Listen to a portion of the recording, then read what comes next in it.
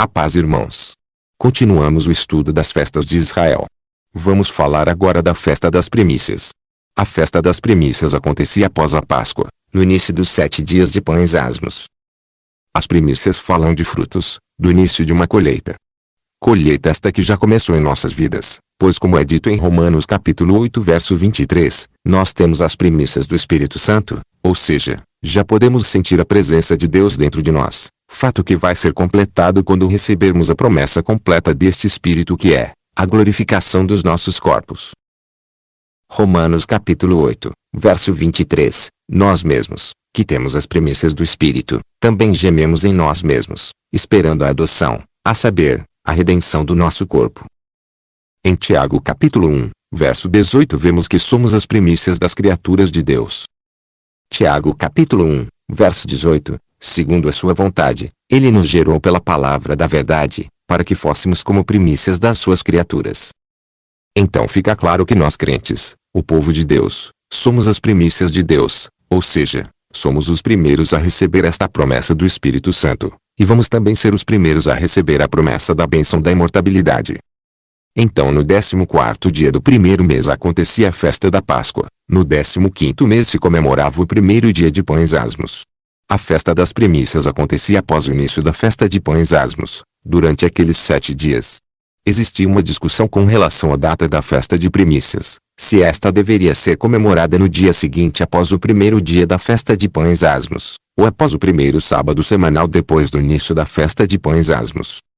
Mas é interessante que esta controvérsia entre saduceus e fariseus parece não ser tão significativa para nós, já que, no ano em que Jesus morreu, a festa das primícias de um jeito ou de outro parece ter caído no domingo, 3 dias após sua morte na Páscoa, sendo exatamente o dia em que Jesus ressuscitou.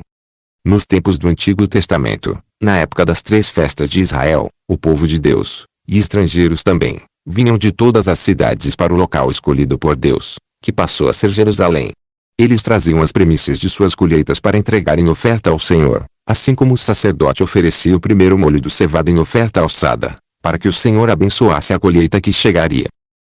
Da mesma forma hoje vamos em espírito à presença do Senhor com os frutos de nossa conversão.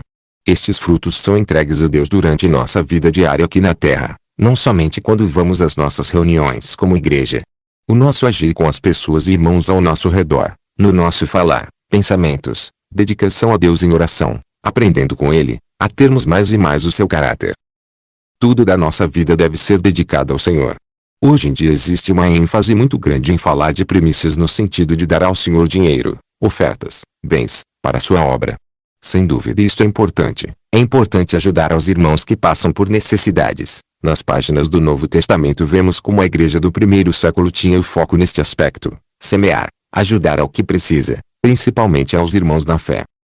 Como diz Tiago, a religião pura e imaculada é visitar os órfãos e as viúvas nas suas tribulações, ou seja, ajudar os necessitados, e também guardar-se da corrupção do mundo. Desta forma, seremos o verdadeiro ouro e a prata ofertado em sacrifício para Deus. Que possamos dedicar ao Senhor tudo o que temos, nossas habilidades, poder, amor ao próximo, força, e também dinheiro, bens. Então vemos a importância de colocar o Senhor em primeiro lugar, através de nosso falar, nosso agir, nosso pensar. Tudo o que fazemos, todos os momentos de nossos dias devem ser centrados em torno da vontade e do reino de Deus. Esse é o sentido de Provérbios capítulo 3 verso 9. Provérbios capítulo 3, versos 9 e 10, honra ao Senhor com os teus bens, e com a primeira parte de todos os teus ganhos, e se encherão os teus celeiros, e transbordarão de vinho os teus lagares.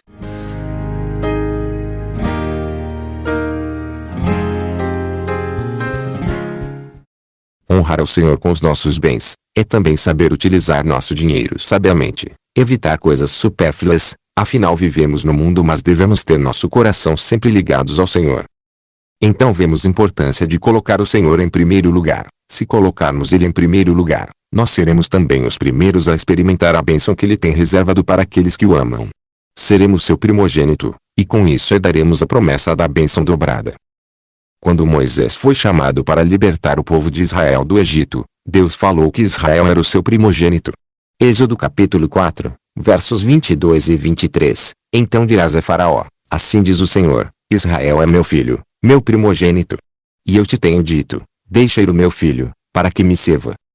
Como vemos na saída do povo do Egito, Deus estava formando uma nova nação. Um filho primogênito estava sendo escolhido, para ser uma nação de reis e sacerdotes. Vemos que a chamada era para gerar um povo para reinar com o Senhor. Esta ainda é a chamada que temos hoje, antes de ver o reino de Deus completamente estabelecido. Apocalipse capítulo 14, versos 3 e 4. E cantavam como cântico novo diante do trono, e diante dos 4 animais e dos anciãos. E ninguém podia aprender aquele cântico, senão os 144.000 que foram comprados da terra. Estes são os que não estão contaminados com mulheres, porque são virgens. Estes são os que seguem o Cordeiro para onde quer que vá. Estes são os que dentre os homens foram comprados como primícias para Deus e para o Cordeiro.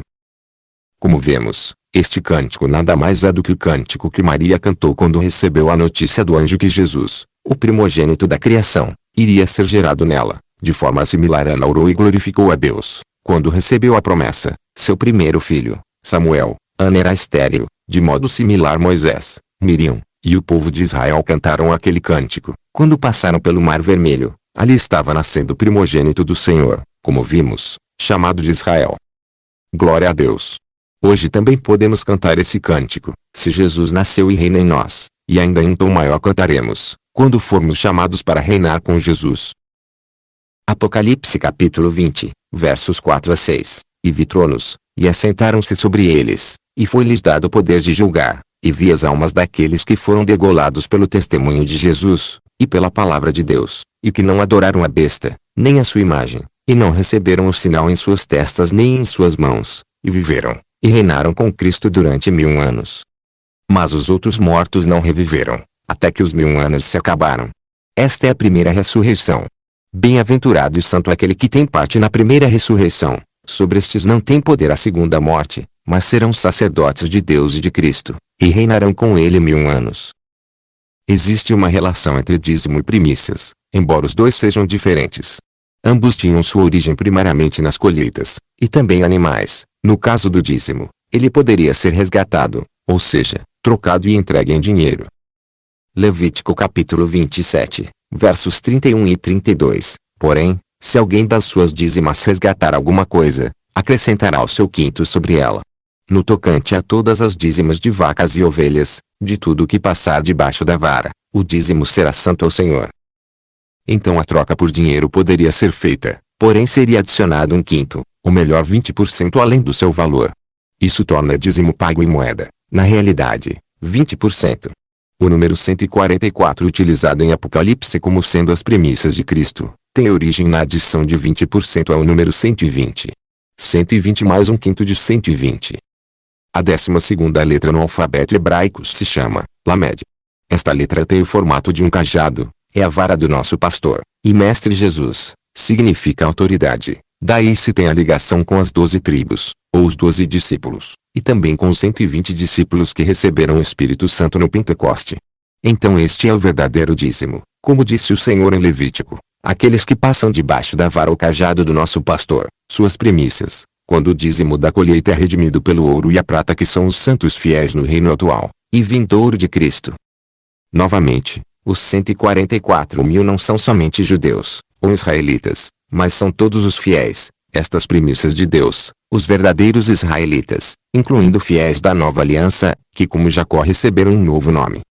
Este tópico do dízimo será aprofundado em outro estudo separado. Como Paulo falou na sua carta aos Coríntios, devemos ter a malícia de uma criança, sermos pequenos, humildes, mas devemos também ter a maturidade e entendimento de um adulto. São estes a quem o Senhor está buscando para reinar com ele. Aqueles que como João Batista a cada dia diminuía para que Cristo crescesse nele. Quanto mais João Batista apontava a Jesus como noivo, muitos de seus discípulos o deixavam, e iam para Jesus. De acordo com Jesus, João Batista era o maior profeta até aquele momento, porque ele tinha visão, podia ver com clareza o plano de Deus, Jesus Cristo, ali, diante dele, mas no reino de Deus ele era como o menor. Sem dúvida, esses que estão servindo em amor, em humildade, sofrendo por Cristo e pelo seu reino, serão os primeiros a entrar nesse reino. Como disse Jesus, os últimos serão os primeiros. Como diz em Mateus 20 em uma parábola do reino onde Jesus termina dizendo, os últimos serão os primeiros, e os primeiros os últimos, muitos são chamados, mas poucos escolhidos. Jesus estava falando que muitos são chamados para o seu reino, apenas poucos serão escolhidos. Isto está falando daqueles servos fiéis, que o Senhor irá constituir sobre sua casa e tomará conta de todos os seus bens.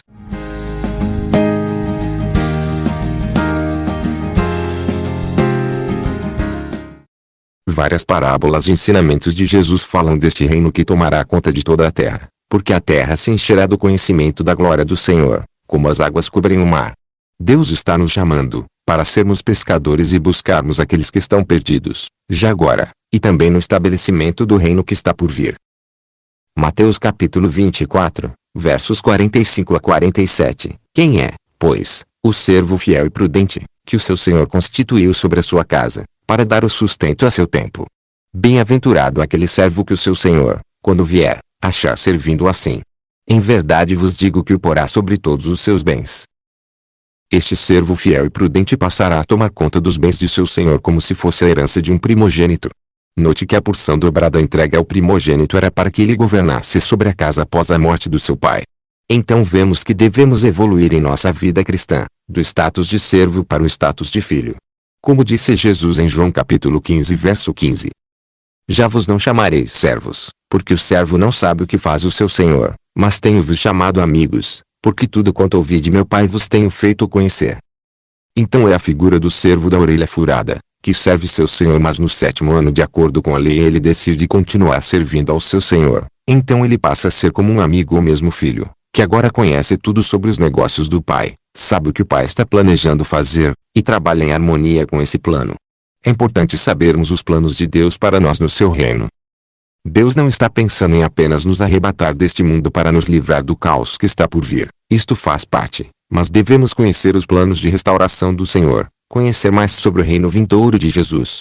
Quando Paulo e os apóstolos falam que são servos, ou escravos, este é o sentido, o servo da orelha furada, o servo que está completamente ligado ao seu Senhor, que passou a ser como seu filho, e agora conhece e ouve tudo que o pai está falando, e está trabalhando para levar os negócios do pai adiante.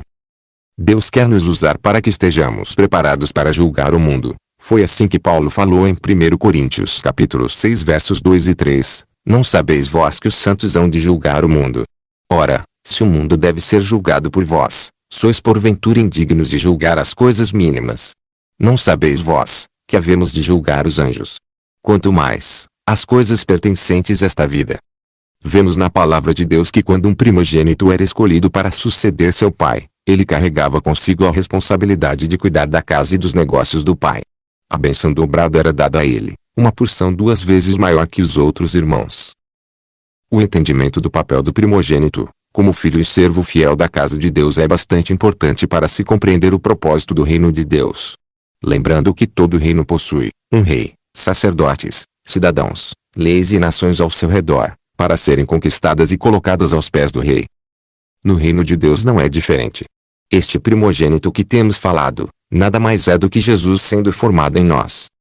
Temos que nos despir completamente do velho homem, que Jesus cresça em nós. Temos que ter um imenso amor em nossos corações pelas vidas, que os frutos de uma nova vida possam brotar em nós. O amor, perdão, sofrer pelas causas do nosso Pai, e pela situação atual do povo de Deus. A Jerusalém que estava em cativeiro e ruínas nos tempos dos profetas como Isaías, Jeremias. Aquela mesma situação também nos tempos de Jesus, e, infelizmente, é a mesma situação que vemos hoje, do povo de Deus antes da volta de Jesus. A palavra primogênito em hebraico é Bechor, deriva do verbo que significa, dar preferência. A palavra primícia deriva do mesmo termo. A palavra de Deus mostra que o primogênito é na verdade uma primícia, ou o princípio do vigor e da força de seus pais. Isto pode ser visto em vários versículos da palavra, como Gênesis capítulo 49 verso 3, quando Jacó deu nome a Ruben, seu filho primogênito. Também em Deuteronômio capítulo 21 verso 17, na lei da herança do primogênito, assim como no Salmo capítulo 105 verso 36. Na última praga enviada por Deus antes da saída do povo do Egito, os primogênitos que tinham aplicado o sangue nos umbrais das portas de suas casas, foram livrados poderosamente da morte. Estes primogênitos seriam os escolhidos, santificados para trabalhar no serviço do tabernáculo no deserto. Mas devido ao episódio onde todo o povo de Israel traiu a Deus, adorando ao bezerro de ouro, Quando da subida de Moisés ao Monte Sinai, a tribo de Levi foi escolhida em vez dos primogênitos. Esta relação entre o sacerdócio e os primogênitos é bastante clara, e ajuda a nos esclarecer quem são as primícias, os primogênitos que vão reinar com Jesus, como está descrito em Apocalipse nos capítulos 14 e 20. É um sacerdócio fiel, que está separado da adoração dos prazeres deste mundo. Segundo a tradição hebraica, dos rabinos, do judaísmo, a subida de Moisés ao Monte Sinai onde ele recebeu as tábuas da lei marcou o primeiro Pentecoste. O povo de Israel, os rabinos, sempre comemoram este acontecimento da entrega da lei como o primeiro Pentecoste, e é até hoje comemorado pelo povo judeu. Ali naquele momento também aconteceu a adoração do bezerro de ouro pelo povo de Israel. Importante dizer que tudo ali, era uma profecia do que está acontecendo nos nossos dias de hoje. Estamos na dispensação de Pentecoste e Jesus ascendeu aos céus. Aqui embaixo muitos que se dizem povo de Deus estão vivendo uma vida em que as prioridades não são Deus. Uma forma de adoração que mistura as coisas do mundo com as coisas de Deus. Vivem como se Jesus não fosse mais voltar. Foi assim que o povo pensou, comandado pelo sacerdote Arão. Pensavam que Moisés não mais voltaria. Não sabiam discernir o tempo de Deus. Êxodo capítulo 32 verso 1. Com isso a tribo de Levi foi a única que se mostrou fiel a Deus quando Moisés desceu do monte. Ali eles se arrependeram e atenderam ao chamado de Deus, fazendo julgamentos sobre o povo. Este é o sacerdócio fiel, prefigura o sacerdócio santo de Melquisedeque, aqueles que estão buscando adorar a Deus em espírito e verdade. Os levitas então foram escolhidos em lugar dos primogênitos, para o serviço no tabernáculo, devido à sua fidelidade. Êxodos capítulo 32, e Números capítulo 3. Este assunto será aprofundado quando falarmos sobre a festa de Pentecoste.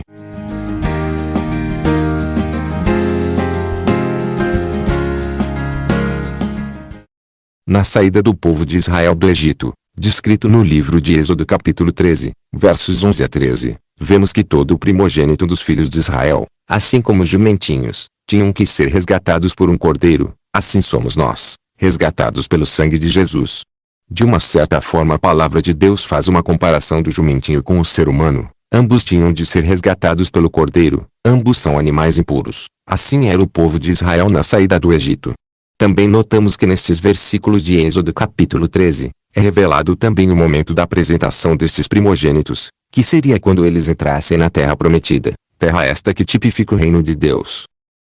No caso do jumentinho, ele teria que ser resgatado por um cordeiro, ou seja, o cordeiro teria que morrer, para que o dono pudesse ficar com o jumentinho. Se o dono não quisesse fazer o resgate, era o jumentinho que teria que morrer, sua cabeça seria cortada, ou melhor, o pescoço.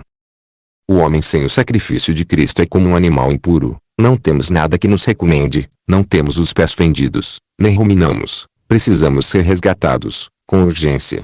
A verdade é que o homem sem Deus é a figura de um jumento, que carrega sobre si o fardo do pecado. Um jumento selvagem de pescoço duro, não segue o seu dono, tem seus amores na selva, mas Deus quer nos trazer à sua presença, e que finalmente Jesus seja o nosso fardo, porque este é leve. Ele quer nos guiar até aquele grande dia na entrada para Nova Jerusalém, humilde, carregado por um jumentinho que nunca tinha servido, sem fardo. Assim somos nós depois de redimidos, renovados, nossos pecados foram lançados no fundo do mar através do sangue do Cordeiro. É verdade que somos perseguidos neste mundo, muitas vezes até mesmo pela religião. O filho da promessa sempre será perseguido, assim fez Ismael perseguindo Isaque. Gênesis capítulo 16, literalmente diz que Ismael seria um jumento selvagem. Ismael assim como Agar são símbolos da lei dada no Monte Sinai, da religião sem a promessa viva do Espírito. Em Gênesis capítulo 16 verso 12 lemos, esse filho será como um jumento selvagem, ele lutará contra todos, e todos lutarão contra ele. Algumas traduções da palavra, não traduzem literalmente, e colocam, homem selvagem. A mesma palavra do hebraico é traduzida como jumento selvagem em todos os outros locais na Bíblia. Jeremias fala isso do povo de Israel naquele momento difícil, onde eles tinham se distanciado de Deus completamente. A verdade é que aquele Israel, é o filho que nasceu no Egito, tendo Deus como pai, mas Egito como a mãe, similar a Ismael, filho de Abraão e de Agar, em total necessidade de ser redimido pelo Cordeiro de Deus. Símbolo mais uma vez dos nossos tempos, muitos do povo de Deus que nos dias de hoje, andam buscando muitos outros amores. Quando as coisas pareciam ruins, eles queriam voltar para a mamãe deles, que era o Egito. Sua adoração ainda seguia o estilo egípcio, Lembramos novamente do episódio do bezerro de ouro. Será que nós cristãos, até mesmo a maioria de nós, será que somos diferente? Será que assim como o povo de Israel no deserto, o povo de Israel na maior parte de sua história, aquele dos tempos de Jeremias, dos tempos de Jesus, será que somos diferentes? A história se repete mais uma vez. Jeremias capítulo 2, verso 24, jumenta montês, acostumada ao deserto e que, conforme o desejo da sua alma, sorve o vento, quem impediria o seu encontro? Todos os que a buscarem não se cansarão, no mês dela a acharão. Então existe essa perseguição contra aqueles que estão trilhando o caminho completo da adoção como filhos de Deus, mas nossa resposta é com amor, não tomar do fel quando seguimos esse caminho na nossa cruz. Não é esse o propósito de Deus para nós. Seguimos nossa caminhada, compartilhando da nossa dor em Cristo, para que sejamos participantes da cruz, e assim também sejamos participantes da sua ressurreição. Ismael e Agar tinham uma bênção para eles, e não devemos atrapalhar os planos de Deus, mesmo quando somos perseguidos. Nossa recompensa está às portas. Em Apocalipse vemos aqueles que foram degolados pelo testemunho de Deus, ou seja, não amaram suas vidas, mas redimiram suas almas através do sangue do Cordeiro. João Batista morreu assim, o retrato dos Elias que já estão vindo, antes da gloriosa volta de Cristo, e reinarão com Cristo por 1000 anos. Esses são as primícias de Deus.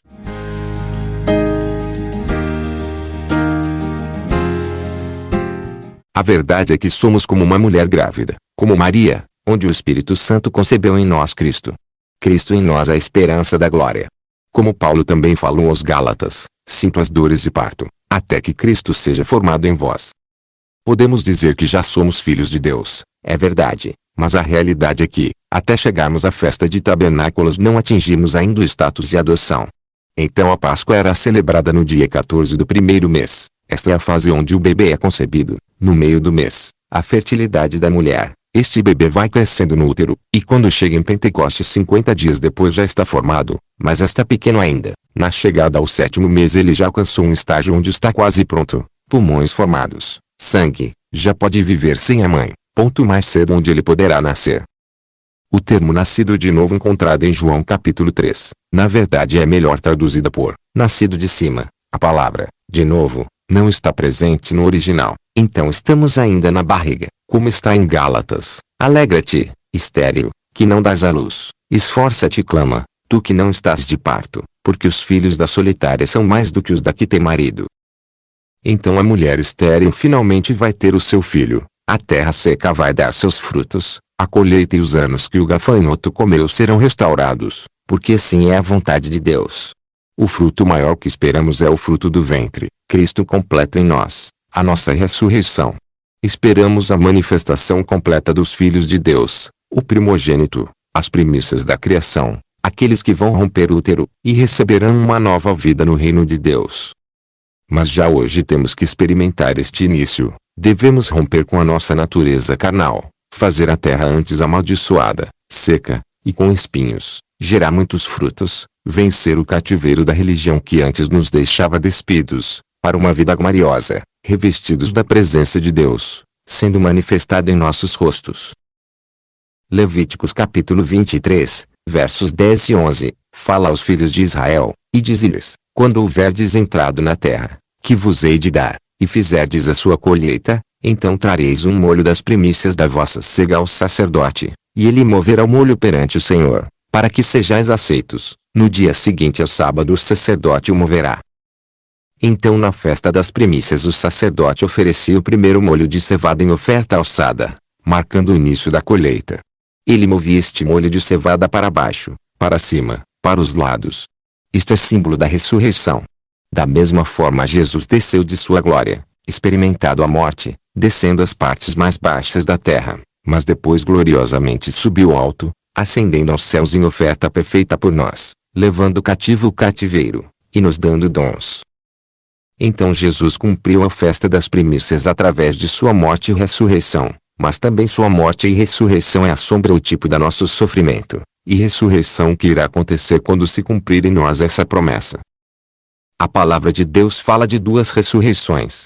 Uma das primícias e outra do povo em geral. Como já falamos em Apocalipse capítulo 20, versos 4 a 6, onde na primeira ressurreição as primícias serão chamadas para serem sacerdotes de Deus e Cristo. Aqueles que não têm a marca da besta em suas testas, ou seja, têm a marca da cruz, nossa natureza tem sido restaurada para refletirmos o caráter de Deus através de Cristo, estes que seguem o Cordeiro para onde ele vai. No Evangelho segundo João, capítulo 5, versos 28 e 29, Jesus também diz: Não vos maravilheis disto, porque vem a hora em que todos os que estão nos sepulcros ouvirão a sua voz.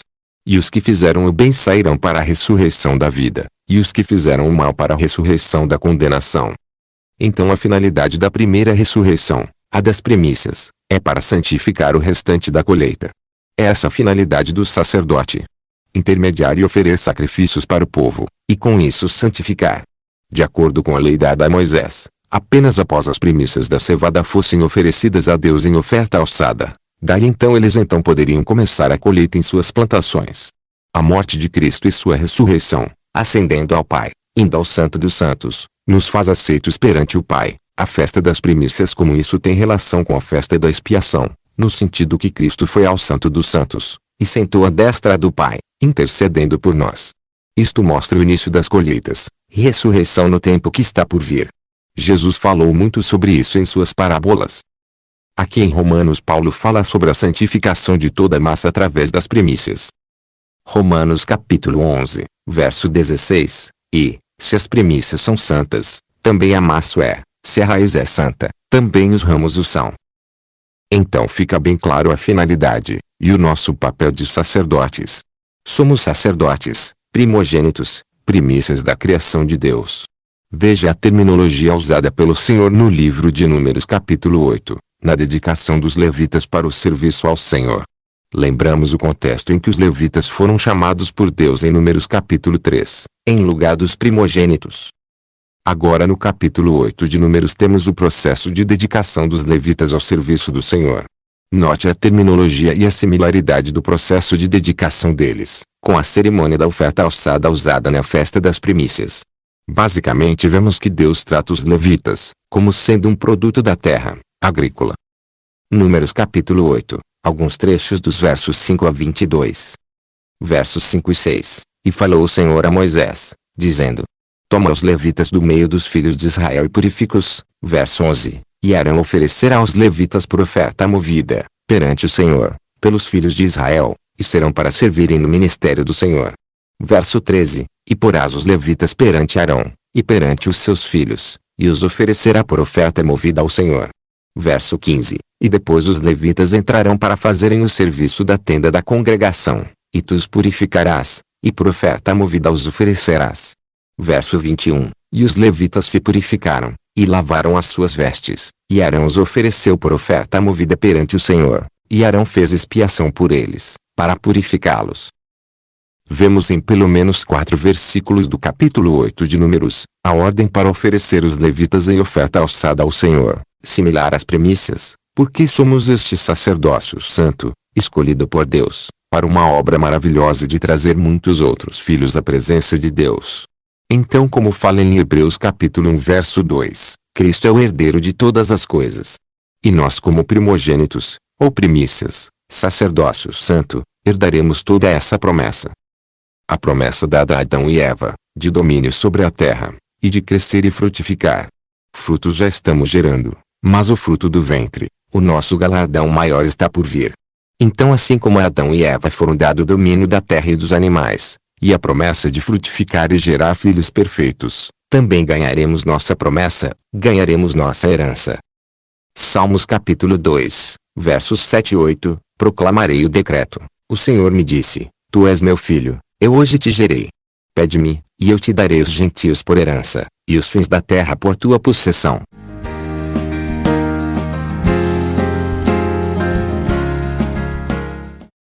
Após a ressurreição de Cristo, ele passou 40 dias sendo visto pelos seus discípulos e por muitos fiéis em Jerusalém, falando sobre o reino de Deus.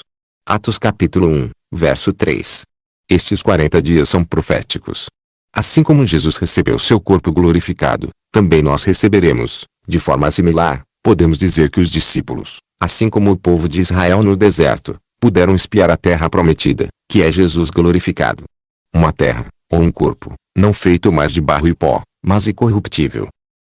Em Levítico capítulo 23, verso 15, o povo era instruído a contar 7 semanas, ou seja, 49 dias, desde o dia da oferta movida, ou seja, da festa das primícias, até o Pentecoste. Era chamado a contagem do Homer.